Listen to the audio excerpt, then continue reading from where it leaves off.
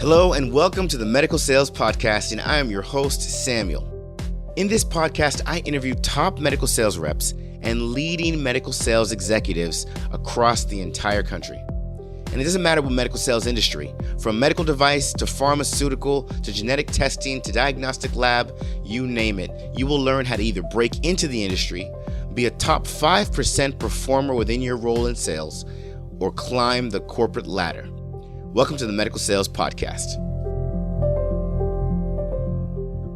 Hello and welcome to the Medical Sales Podcast. I'm your host, Samuel, and today I am very excited because I am bringing to you heard it here first, our 100th episode. That's right, episode 100. The Medical Sales Podcast has officially aired 100 episodes. It is a feat that I've always been looking forward to, and the day is finally here. You know, it's been a journey for us. Having 100 episodes, we've been at this for maybe 2 years now, or coming on 2 years, and it's been such an experience. Met so many amazing innovators in the medical sales space. Met so many people within different fields. And this episode is especially a delight because guess who our guest is? It's Mckellar, who was actually our first podcast episode ever. So he's our first episode ever, and now he's our 100th. But that's not even the best part. It gets even better. Because when we interviewed Mac back when we first started with our very first episode, he was in a different position than he is now. And it has been quite the journey for him as well. But I'm not going to spoil it. I'm going to let him tell it. As always, we do our best to bring you fantastic episodes from innovators in the medical sales space. I am so happy to bring you our 100th episode with Mac Mckellar, and I really do hope you enjoy this interview. Hey, Mac, how are we doing today? Good, Samuel. How are you? You know, I'm fantastic. I'm excited because for the audience, Mac was our first podcast episode. Man, how long ago was it, Mac? Do you remember? Oh my gosh, man, we got to be pushing a year. I mean, if not over a year. Year and a half. Yeah, over a year. Yeah.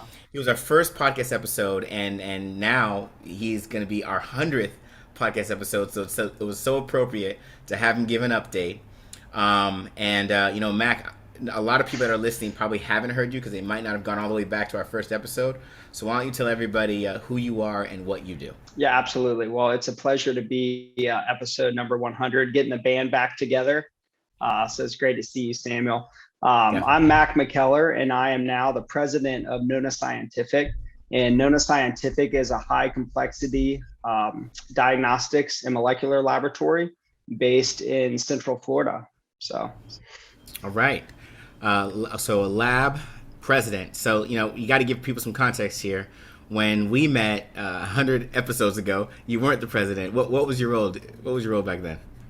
I was not. So initially when I came on board kind of as the first sales rep, had about 5 employees. And then I was given a new account form, an example of what a report was. And I hit the ground running, driving all over the state, signing up the first customers, and then hired our first sales rep and second sales rep. And I moved into a sales management position. So I was in charge of managing my book of business as well as interviewing, hiring, and managing the reps. And through the pandemic was fortunate enough and blessed enough to be promoted to president. And so it's a pretty cool timeline. Wow. How long have you been with Nona in total? Been with Nona for over 2 years now. So we'll be coming up on 3 years. So sales rep to president in 3 years. Is that what you're telling us? Less than 3 years. Yeah. That process happened in a little under 2 years. Okay. So, I mean, give some people some insight. We do want to get into what it means to be a diagnostic sales rep. But before you go there, over 30,000 foot view, how has your role? What does it look like to change from the role of a sales rep, even maybe a sales manager, to now being the president? You know, it's a dream come true, really, and it's something that I always knew that I had in me, and just needed the opportunity. And so we can get into what it took to get to this position, but I started morphing into this position now that I look back, way before I was promoted to president. When the pandemic hit, like everyone, we were highly affected. Doctors weren't seeing patients in the office. they were going to telemedicine. Lab was, going down because you couldn't necessarily have patients coming in. Doctors didn't want in-person meetings. And so we started sitting on Zoom calls, with management and ownership, talking about, what can we do to change this? And so as we opened our molecular division, I just found myself taking initiative and thinking outside the box. And all of a sudden, I was doing all these things that weren't what a sales rep or a sales manager necessarily would do. And so it morphed into this position, and then just kind of blindsided in a good way that our CEO was like, we want to make you president. Actually, he had already put it online and said I had 5 minutes to make a decision before he took it offline. And so it was a slow progression. And I was thankful enough to be in a position where people trusted my insight, trusted my decision making, and I had the drive and the audacity to speak up and say, here's directions I think we want to go. And in the beginning, they're probably like, yeah, I don't know, we'll think about it. And then as I earned their trust and showed my decision making ability, it just naturally went that direction. That is beautiful. Wow. Okay, so diagnostic testing sales, let me call it that. And I think that's a field that's not half as well known as medical device sales, or medical device sales, even medical supplies and pharmaceutical, and even biotech. But I want people to have a real clear understanding of what it means to be a diagnostic testing sales rep. So if you could, Mac, to walk us through it, who are the call points? What is a diagnostic sales rep responsible for? What's their day-to-day look like? Absolutely. And you're right. Everyone knows pharmaceutical sales. That's where a lot of people kind of cut their teeth in the industry.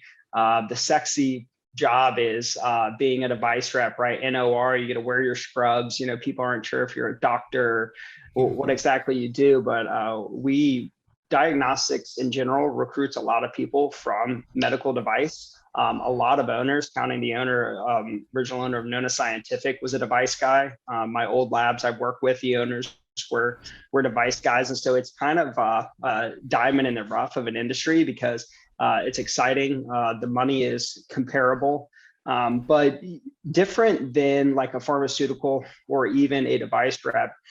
Being a diagnostic sales rep, first of all, diagnostics could be a lot of different things. So there's blood, there is drug screening, there is PCR and molecular testing like COVID, respiratory, UTI, STI, wound, women's health. There's also the genetic space, like pharmacogenetics or cancer genomics. And so some labs are specialty labs and just specialize in some of those tests. Some of them offer a bundle of them like Nona Scientific, but it's definitely a consultative sale. There is a lot of competitors in the industry. It's not, hey, stop in and get a signature. So you not only have to sell against your competition, but then you have to be a consultant and tell them about maybe with drug testing, it is new guidelines for the state of Florida. You need to be able to tell them, what they can do to be compliant.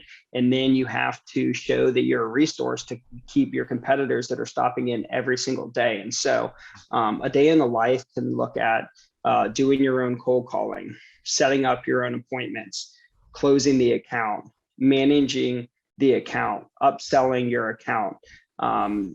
There are some companies that have, start off as like a junior sales rep where you'll, be in a technically kind of an assistant to the sales rep. And then that's how you'll cut your teeth, by sitting in on meetings with them, managing some accounts, and then grow into managing your own book of business. But I love it because no 2 days are the same. It's definitely cutthroat, and the cream will rise to the top. Wow. Okay, so who's the call point? What type of customers? Okay, first off, are these cold calls phone calls mostly, actually out in the field, door to door mostly, and who are the call points? Yep. It's definitely a boots on the ground type position. So I kind of did a hybrid when I was a sales rep. So sometimes I would use resources. So I'm really big on outside the box thinking. And so we challenge our reps to use, be using the internet, searching, depending on who your call point is. So if you're selling blood, you may be calling on, general practice and internal medicine and OB. If you're selling toxicology, you want to go to people that need urine drug screening. So that's historically high prescribing physicians. So treatment centers, pain management doctors, high prescribing family practice, psychiatry, addiction. And then if you're selling, molecular, which is the UTI, STI, wound, COVID, you're looking at like urgent cares, long-term care facilities, which is a big initiative for our company. We actually started a long-term care specific division. So we have a director and hiring reps for that position. So depending on which diagnostic test you're selling, depends on your call point. So obviously a great call point is if you could have someone that utilizes multiple different tests that you offer, then that's a lot better play Right. than, someone that just orders a single test. Got it. And for the rep, do all reps have the same bag? Like they all have all of these different call points, so all these different products, or do a certain number of reps have one or two of those products and they're only supposed to call on one or two of those call points? How does it work? So it depends on the company and it depends on what your game plan is, and it depends on who the rep is. So, we have our long-term care specific division where they only call on long-term care facilities. So assisted living, memory care, independent living, SNFs, skilled nursing facilities. Then you have other reps that kind of sell all your different products, but maybe they have a specialty. And so you want to play to what their strengths are, especially early on. So for example, we've had a lot of success with home healthcare reps. So initially they're calling on their call points and customer base that they have as they get more comfortable calling on the different specialties. As we expand and bring on new specialty tests, we're going to start having more divisions. Your base sales rep will always sell the full book of business, but then you'll have a specialty sales rep that can, come in and assist when you have a, doctor that's a big opportunity that's you think one specific test will work for them. But, our workhorses, need to be able to be well-versed and be able to sell the full line of products. And so it's a constant keep up with your competition, learn changes in the industry. RSV was just on the rise. So our reps are learning more about respiratory viruses and how that plays into their customer base and how it can affect them. And so a lot of different call points and staying, in front of the curve for your different product offerings and what's happening in the industry and in today's climate. Got it. And in most of these types of roles, is it at the rep's discretion which products they want to push, or are certain products weighted differently than others, or just it all kind of comes from the same compensation pool? Listen, not all products reimburse the same, but you go where there truly is a need. And so, we have some tests that aren't as popular or ordered as much. Then you have things like COVID happen, right? Where obviously COVID and respiratory is important. You have the rise of fentanyl and overdoses, on the rise more than any time in history. So drug screening and our proprietary tests that can identify synthetic urine is huge right now. And so while you don't, you keep all your products in your bag, depending on what the customer needs are. Like I said, the change in climate in the industry sometimes dictates what tests is maybe sold a little bit more. But I always tell our reps, if you have a doctor that has a big need or is really gravitating towards one of our service offerings, get in there, give them that service, build the trust, show what makes you different, Nona Scientific different, and then you can start, sprinkling in some of the other service offerings that you have. And our goal is to be, the premier lab and hopefully the only lab that doctor utilizes, unless there's some test that we don't offer. Got it. And I would think the sales cycle, once a provider is saying, "Oh man, I love Nona Scientific's test. I got to use it." That can go on for years. Yeah, absolutely. We have customers. We have Nona Scientific as customers that I've worked with for 6+ years, and even had at other companies. So when you can show that you're a resource, when you can build that relationship, as long as your product is solid, then you could have that customer for a long time. As far as the sales cycle, what I really like about Lab is I can sign you up and potentially get samples from you in the same day. That doesn't always happen, but if the majority of these doctors are already using a lab, right? So if they're like, I'm fed up with my lab, or Mac, this is the best thing that I've heard, absolutely, I want to use you. We can say, well, I see you have, 6 samples over there that are going out today. I can get some, rec forms out of my car right now, and I have some shipping labels. Would you be willing to send those to me? He could say yes. Wow. Historically, you'll sign up the doctor, get all the information, find out who's who in the office, order the supplies, and do, a full implementation and training. But you can easily, and you're expected to have, if you're going to sign up a account, to have samples coming in, within a couple of days. So nice. It's not this whole sales cycle where you have to, go through, and then you're meeting with CEOs and COOs and getting approval through the hospital, and you have to go through credentialing. There is that aspect where you could sign a big like hospital as a customer, but a lot of times you're meeting with the end all be all, the doctor and the office manager, and they have the ability to just do it right there. Say yes spot. Right then. Nice. So it's a quick sales cycle then, or can be. It can be, yeah. It can be long too, right? I mean, it's nice to sign up a doctor right away, but also tell everyone, if a doctor switches to you in one day, he could switch from you in one day. So there is something to be said about, a doctor that makes you, work for it a little bit more. Something you said earlier is that it's pretty cutthroat. Can you tell us just a little bit about what you mean or what came to mind when you think of cutthroat in your industry? Absolutely. When I got in this industry over 10 years ago, there were a couple players in the market, and this industry can be very lucrative from a sales rep standpoint, and definitely from an ownership standpoint. So now it seems like every day almost I'm hearing about new labs that are coming in to the industry. There's a lot of them, or labs expanding into Florida. So I bet let's do toxicology, for example. You may have, I've had office managers tell me that they've seen 4 lab reps that week try to come in to get that business, and they will do anything and everything, and they're in there, right? And you never know if you screw up, or you took off the wrong person, 2 hours later your competitor could be in there and they could try to get it. And it's a matter of, are they really good at what they do? Is their lab good? Are they going to try to do something shady? Are they going to try to bash you, or are they going to try to entice the doctor in some way? Shouldn't. So, you always have to be in your accounts. You always have to be showing the resource, because the wolves are barking at the door. Got it. How does your lab and labs like yours compare to, the Quests and the LabCorps? Give us some context. Yeah, they are, they're the big man on campus. Everyone knows Quest and LabCorp. They're good at what they do as far as offering a lot of tests, and having a lot of the insurances within network, to where people think Quest and LabCorp are the only labs that their samples should go to, or the doctor thinks that's the only lab that they can use. But there are a lot of things that differentiate a Nona Scientific from a Quest and LabCorp. From turnaround time, from customer service, having reps in there on a weekly basis. If the doctor office needs to call someone, they're talking to a human being.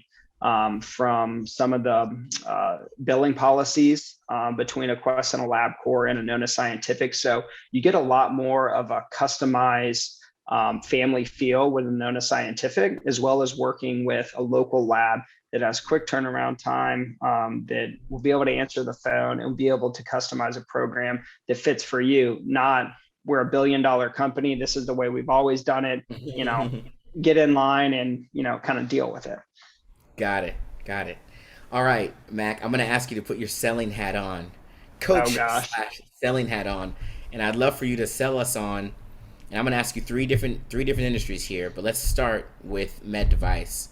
What could a med device be experiencing that they should consider if they're thinking about making a change about why they should explore the diagnostic testing sales industry? Yeah. So different things that I've heard, some people are in like trauma, right? And they say, I'm carrying around, 100-pound bag of supplies. I'm, getting called at 2 a.m. to go into a surgery. My blood pressure's high. I got a doctor throwing a bedpan at me saying, what the heck are you doing? A lot of those companies are very large and they say, hey, I'm doing well, but I go to a sales meeting and I'm one of 2,000 people there and I'm a small fish in a big pond. Or they say, compensation's getting cut.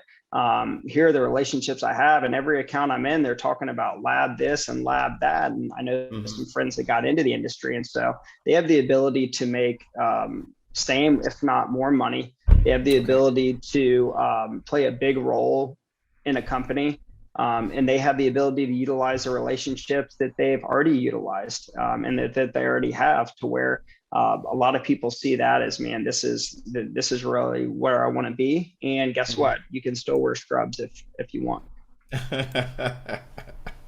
Got it. Okay, then what about pharmaceutical sales? What would you say would be some incentive for them? A big thing I would say is compensation. So, lab historically is lower base, but uncapped bonus potential. So a lot of people get comfortable being a pharma rep. A lot of times they talk to us and their base salary may be quite a bit higher than we are. And they're like, oh, I can never come over for that. I haven't made that type of money since I was in, since my first job out of college. I said, all right, well, what's the most you've ever made? And I was like, all right, well, you can make that, in Q1 if you work hard. And so, that's one big thing. I'll say a challenge. If you have a good product and it's a product that's on commercial, on the PGA Tour or Live Golf nowadays, right? A little different PGA. Then you're going in and from what I hear, people are like, man, I'm tired of wearing a suit and tie. And I go in and I get a signature and I have my 5 accounts I see or 12 accounts I see on a daily basis, right? And they kind of become robots and they say, I want more of a challenge. I want to make a lot more money. And I want to have fun. And so not that there's not great pharmaceutical companies, but that seems to be kind of a stepping stone job for people that are really young and hungry. And, that really brings up a good point that I was thinking about, when I'm just turned 35. And so, I always had dreams of having my voice being heard, running not only a sales team, but, being an executive in a company. And I was going to do anything and everything that it took to get there. And, I was making great money as a rep, felt like my voice wasn't heard. I felt like there was more for me. When I took the initial leap to come onto, a lab that was very small, I took a huge pay cut. Actually, to be honest with you, at one point I was like, I don't think I can do this. Because I had a wife and 2 kids and a third one, coming. And my wife says, you can do this. I believe in, the owners, but more importantly, I believe in you. And I took that leap of faith and went from making this much money to this much money, and now to make that much money. And, I try to recruit friends or different people in the industry, and people say, no, I'm making this much money. And I'm thinking, man, like, change your lifestyle a little bit, cut back, and you have the ability, where the sky's the limit. But people, they get comfortable, or they listen to their friends or their family, or, a lot of times their spouse saying, I don't want my life to change for 6 months or a year. I like the country club we're a member of, or, we have 2 car payments. And, I for a lot of my career, I felt like I didn't set my sights high enough. Or I was too scared to take that leap of faith. And I'll tell you that I cannot be more thankful that I have an incredible partner in my wife that supports me, that pushes me, and that I took, that chance and believed in myself, because I'm living my dream. When I was president at 34, I was living my dream at 34 that a lot of people, never get, because they never put themselves in that position. Well said. Look at that. Okay. Last question then. So for those that they're exploring medical sales in general, and they're thinking about diagnostic, what do you want to see in someone that's interested? What kind of skill sets do you want to see if they're not coming from medicine? And maybe you can give both, coming from medicine or not coming from medicine. What skill sets do you want to see that are going to make you say, you know what, this is someone that I'd entertain taking a position within Nona? Yeah. So depending on the company, right? So I've interviewed and hired in both positions. For a earlier stage company, it's being medical. It's good to show that you have relationships with the type of clientele that will order those services. you've sold that product before, or you can show that you know the sales cycle, you have resources that you can rely on to get introductions, and then you've showed a track record of success. And if you can do those type of things, then it's a little bit more of a slam dunk for a earlier startup company to say, all right, we can invest in you because you can get your foot in the door early with the right people. You're respected in the industry, you can sell, or you've sold this product before, right? That's ideal. And on the other end, there is opportunity for someone that maybe doesn't have medical experience that really wants to get into medical sales. At that point, you look at some of the intangibles. Have they had success in whatever they did? How do they interview? Are they young and hungry? Have they done their research on you as an individual, on your company, on your competition? And will they show that although they don't have experience in that industry, no matter what they've done before, they've done it ethically, they've done it superior to anyone else in their company, and that they show that they truly want it bad enough. At that point, you may be willing to take that chance, because I'll tell you, we've hired people that had a great resume that swore they've sold this before and they can slam dunk, they can close these customers right away, and some of them aren't with us anymore. And we've hired other people that don't have that experience that are succeeding. And so it's a toss up, but sometimes as an interviewee or an interviewer, I should say, you got to trust your gut. Got it. And the hours of a diagnostic sales rep, 8 to 5, or would you say it's a little bit more nuanced? I will say a good sales rep is 8 to 5. I'll say a great sales rep is doing morning, networking events, right? They're doing weekend trade shows. They're hosting happy hours. They are going to conferences. They're working in cold calling on urgent cares that may be open till 7 or 9 at night. That's not necessarily every single night, right? But our top reps are doing things extracurricular and things that our competitors aren't doing and some of their peers aren't doing. And so by no means is it, an 8 to 5, but also there's work-life balance. And we truly believe in that. We're a fun place to work. We have families. I got 3 kids and I spend a lot of time with my family, but I know that I get my job done however I can do that. Fantastic. Pharma guidelines doesn't apply with diagnostic testing sales, or are there guidelines to follow? Yeah, there are guidelines to follow. From a laboratory payment side, there's a law called ECRA, which monitors how we compensate sales reps. So we follow that absolutely. We have a great attorney that sits on a couple ECRA boards. We do follow HIPAA, right? Dealing with patient information, Stark. And so, there's no gift giving. So, any money that's spent on a provider, their office is detailed, and it's based around presenting a product.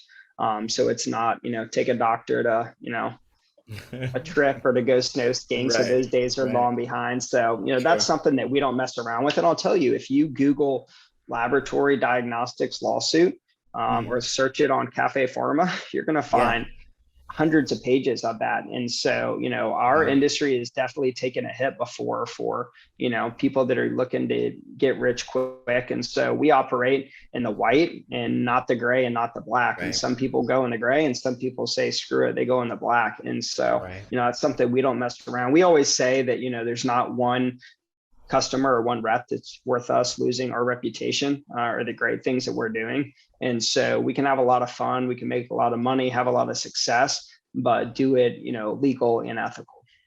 Got it. And your company's grown some, how large were you guys 100 episodes ago?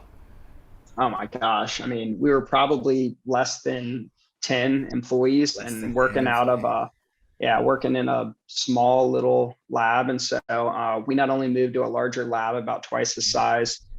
We just took over the lease next door. So we got the power turned on today and we're going to start construction for expanding. And now we're pushing about 50 employees. So it's been really neat to see. 10 to 50. We just had our Christmas party. It was delayed. So it was first of the year, but our first Christmas party, we fit on 1.5 hibachi tables for a Uh-huh. lunch. And Yeah. this past one, we had close to 100 people at a hotel. We rented the big tent Wow. in the backyard, and live music and an auction and dancing and games and everything. So it was pretty neat. You know, we sat back, a few of us, and just, scanned the room and said, man, we're pretty proud of what we Amen to built in such a that. short time. So Yes, yes. Love to hear it.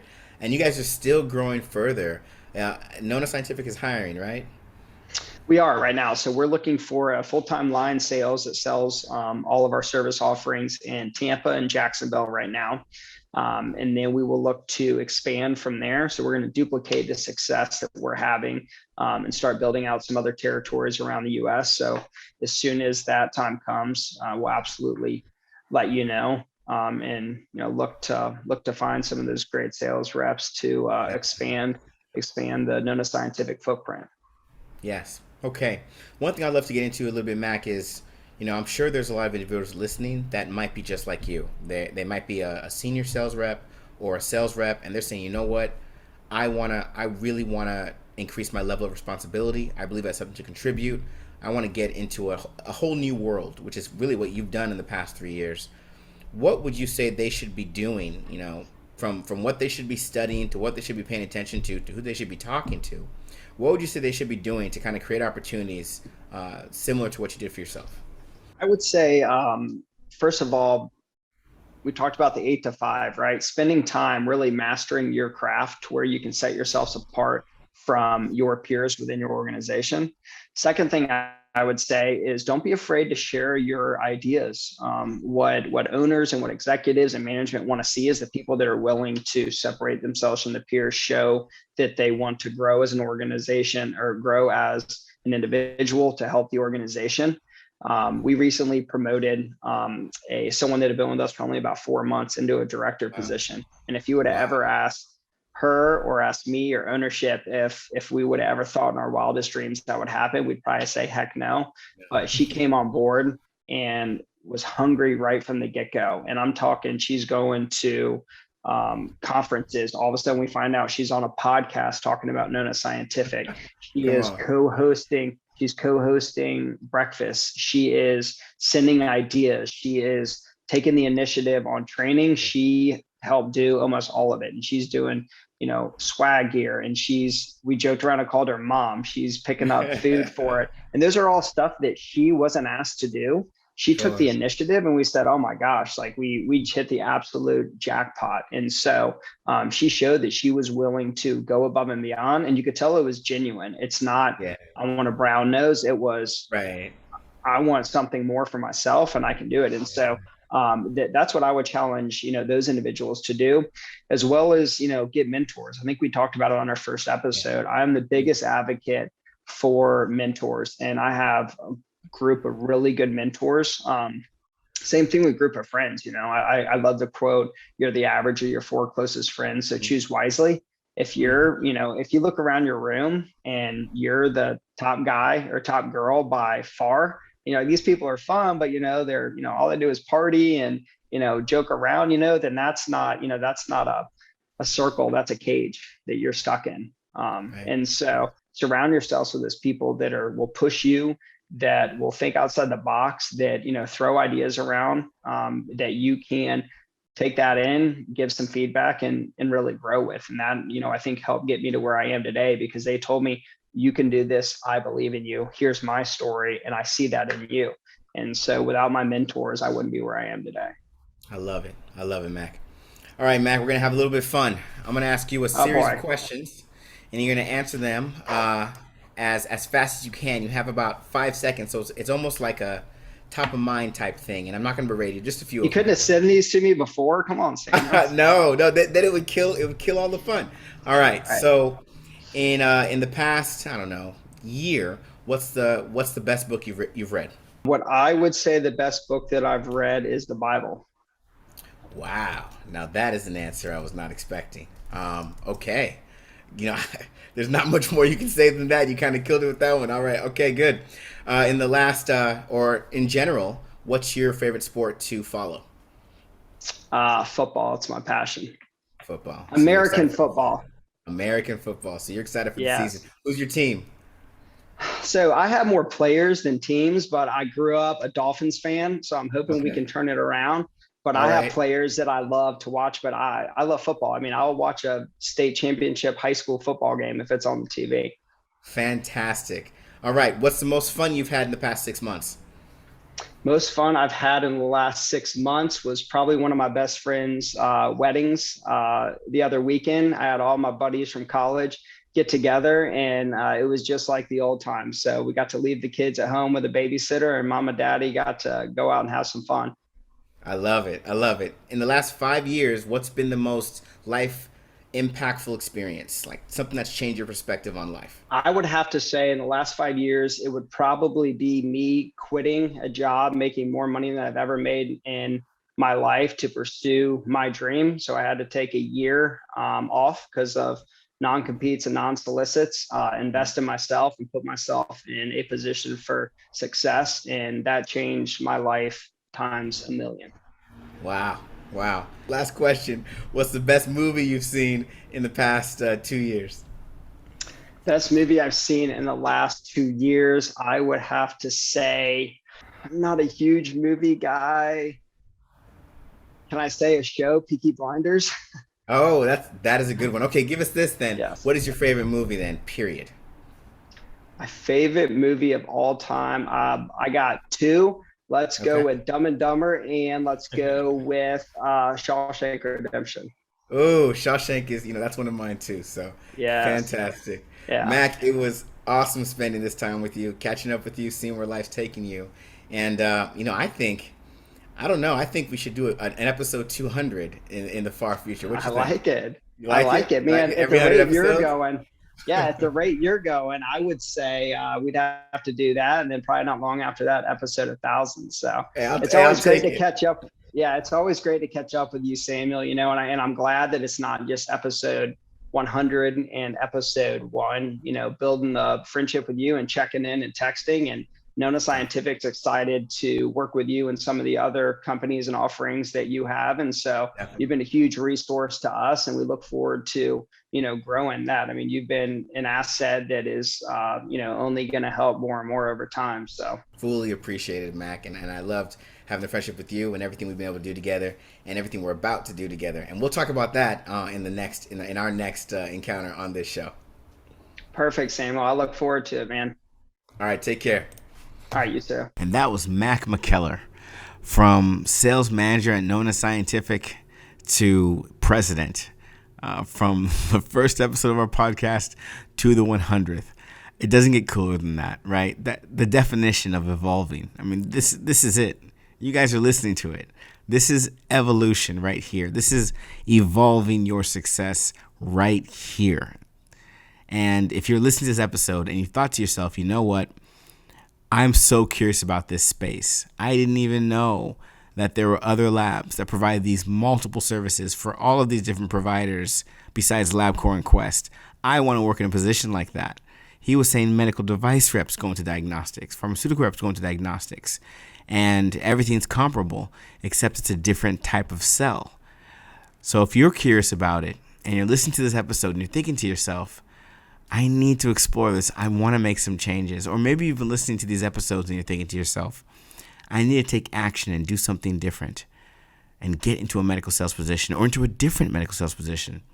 Then visit evolveyoursuccess.com, select Attain Medical Sales Role, submit some information, schedule a call, and have a conversation with our people here at Evolve Your Success. And let's get you on the right track and get you into a position like you heard today. It really is exciting for me, being able to spend time with these wonderful people that are doing amazing things in this great space of medical sales, helping patients, improving the patient care with providers. It's a beautiful thing. And I'm so proud to get to even be able to say that we've reached 100 episodes. I mean, you guys can hear the giddiness in my voice. It really does make me happy. And we're just getting started. I mean, there's so many episodes to come, but it's a true joy to cross 100. I can't remember which podcaster said this, but there was a podcaster I listened to months and months back, maybe even last year, and he said, You can't call yourself a podcaster until you've reached 100 episodes. Well, guess what, folks? You are officially listening to a podcaster, according to him. So if you're someone out there that is also trying to do something different and improve your sales performance, we're in August right now. The end of the year is just around the corner, but there's still time. Even though it's around the corner, you still got a good number of months to turn it all around or to go take things that much further and go that much farther. But maybe you're not quite sure what to do. You don't remember your training because it was maybe years ago, or you didn't get a very in-depth training that kind of gave you some of those fundamental practices that are going to allow you to truly excel within your territory. And you're thinking to yourself, what can I do about this? Where can I go? Where can I get a resource that can really take me to the next level and really experience something that I really want to experience by the end of this year? Maybe it's Winner's Circle. Maybe it's a promotion. Stop wondering. Stop thinking about it. Go to evolveyoursuccess.com, select Improve Sales Performance, submit some information, schedule some time, and have a conversation with us here at Evolve Your Success, and let us help you get to where you know you're supposed to be. Every week, we do our best to bring you innovative guests that are doing things differently and really making waves in the medical sales space. Again, so happy to bring you the 100th episode. We're just getting started, so make sure you tune in next week for another episode of the Medical Sales Podcast. I hope you enjoyed today's episode. And remember, I have a couple programs that show you exactly how to break into the medical sales industry, become a top-performing medical sales professional, and also how to masterfully navigate your career to executive-level leadership. Check out these programs and learn more at evolveyoursuccess.com. Stay tuned for more awesome content with amazing interviews.